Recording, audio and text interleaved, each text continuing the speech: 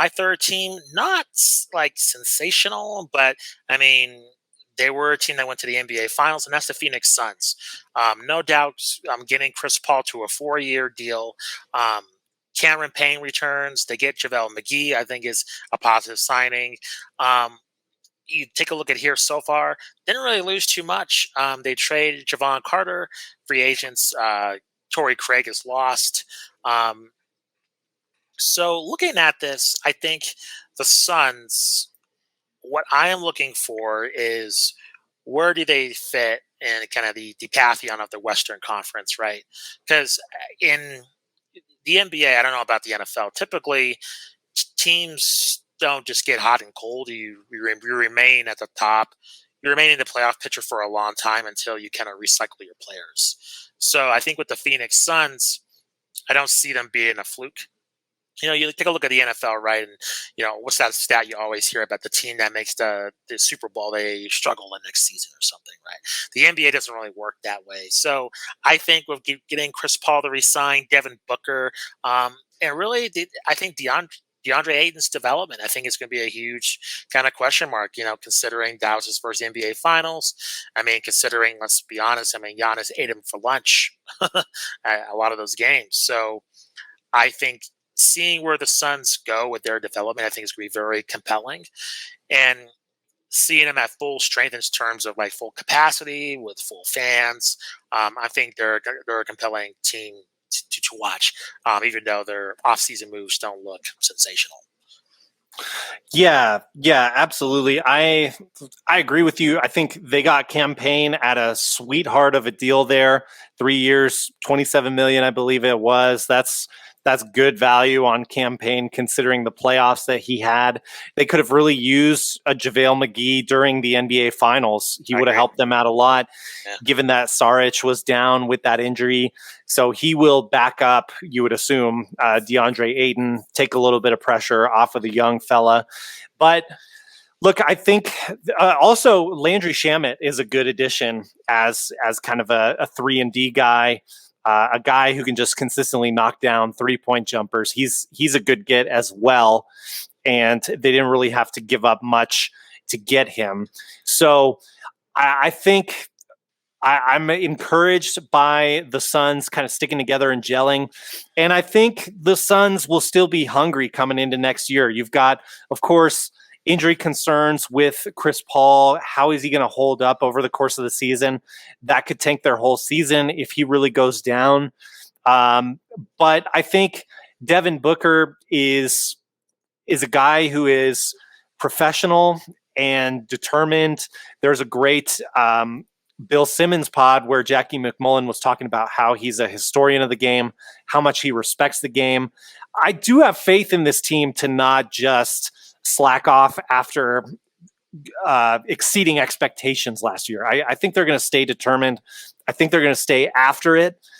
And yeah, it wouldn't shock me at all if this team is back in the Western Conference Finals.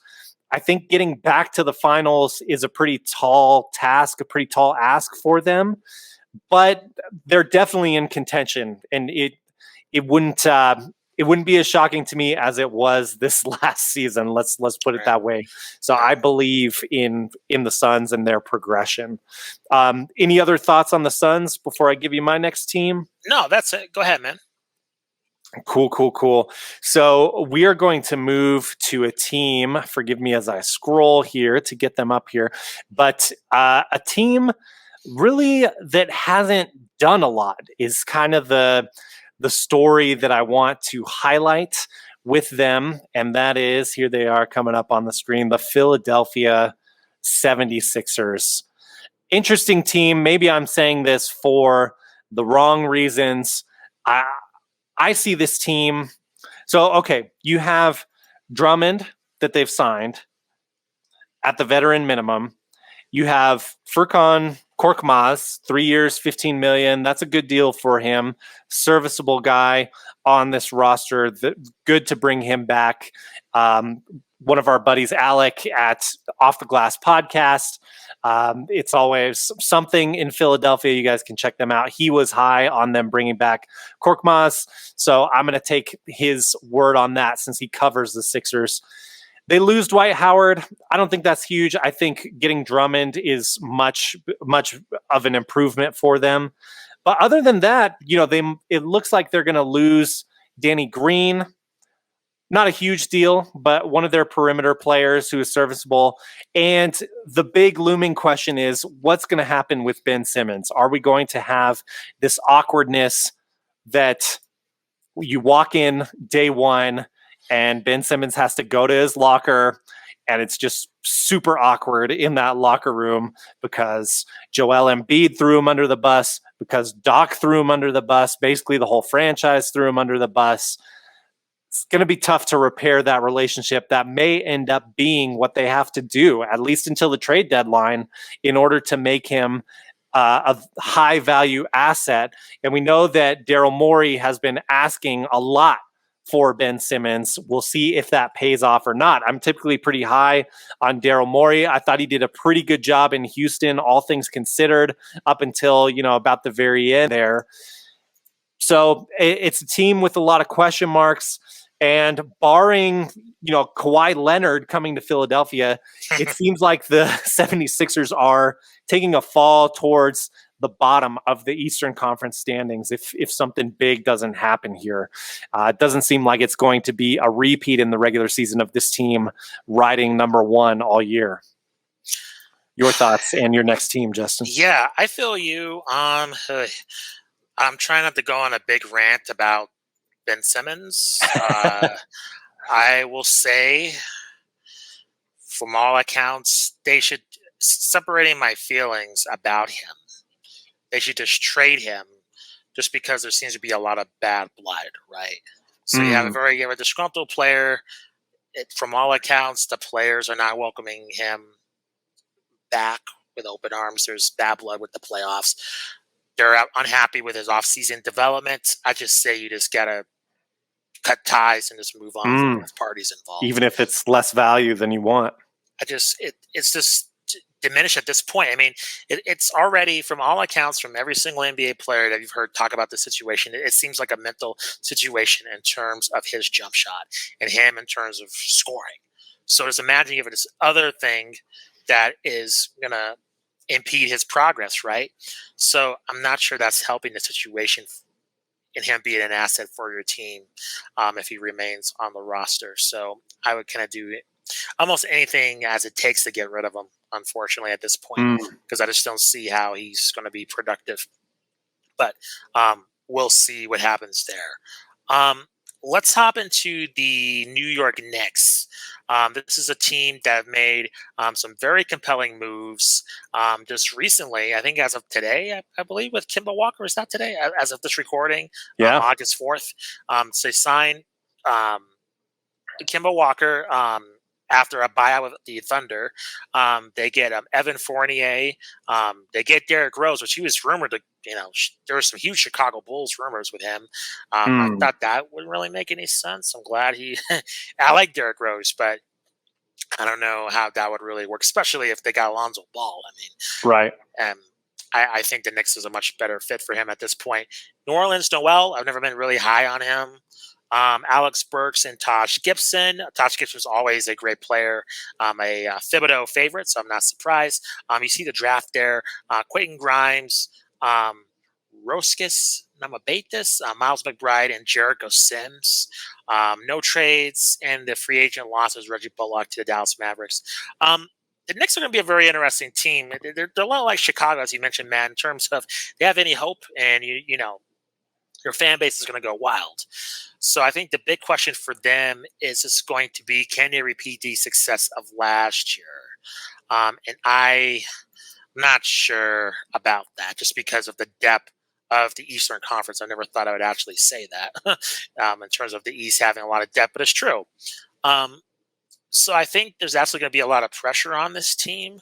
We'll see what their draft picks are made out of. I think that's kind of going to make or break them in future years. Not necessarily next year, but just I think in terms of the future of this team That's just going to be something to watch. And I think with Julius Randle, um, we'll have to see if that was an aberration. You kind of saw in the playoffs where I think the pressure got to him. I mean, he got the awards, he got the adulation, but yet when it came to being clutch, especially in that Hawks series, I mean, he didn't perform, and it's only going to get more pressure now on him. And I don't really like their chances, but I think with all these players and I think their draft picks, they are going to be a very compelling team to watch in terms of their development, even if they're probably going to be in that play-in tournament battle, in my opinion. Yeah, so that would be a pretty big step back for the Knicks. You think they're heading back down to the play-in tournament? I do. I think so. I tend to agree with you, actually. I feel like a lot of people, and maybe this is just Twitter, but I feel like a lot of people were really high on the Knicks. I don't know about the Evan Fournier signing for that much money. I don't know about Nerlens Noel for that much money for 3 years.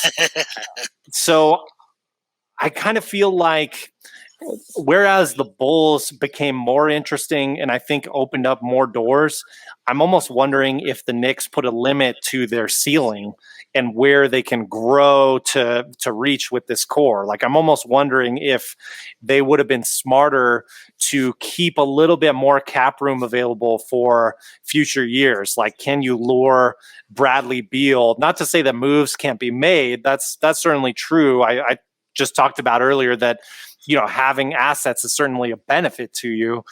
And maybe they have that with some of these players signed. I just don't see other teams wanting to take on those contracts that I mentioned at the rate that they're paying for. But, I kind of want to wait and see, but I'm with you. I don't think people are going to be surprised by the Knicks this year. And that's the main reason that I see them kind of taking a step back.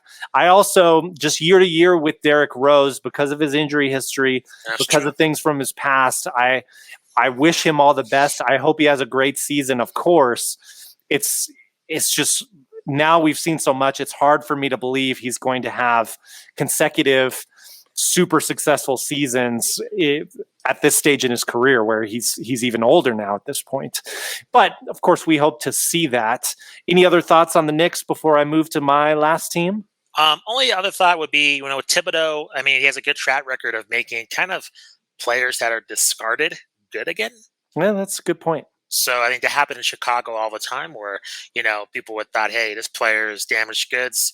They have a couple of great seasons in Chicago and then they get some really big contracts somewhere else. So we'll see with someone like Nerlens Noel, which I'm not sold. I agree with you. I've never thought he didn't really achieve the potential as people thought he could have. I think under Thibodeau, yeah, he's got like a shot. So yeah, I think that's kind of the only hope. Yeah, understood. I just think, I think there's some hope, going on for a lot of those players. You saw the resurgence of Derrick Rose, so nothing's out of the realm of possibility. But I think I agree with you, Matt. I think they're going to take a step back.